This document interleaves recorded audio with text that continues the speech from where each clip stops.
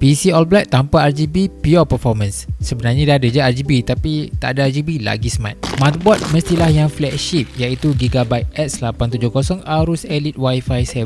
Barang mewah sekarang ni, RAM 32GB DDR5, storage 1TB NVMe Gen 4. Mesti ada yang cakap, mana cukup 1TB? Jangan risau, nama pun custom PC. Ada banyak lagi slot storage yang owner ni boleh masukkan.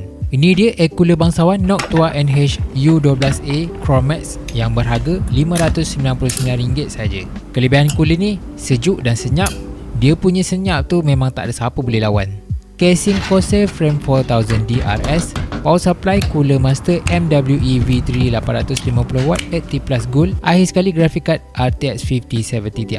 PC flagship ni sesuai untuk korang yang nak buat kerja-kerja kreatif, perlukan PC yang senyap untuk buat recording, atau memang korang jenis tak suka bunyi bising.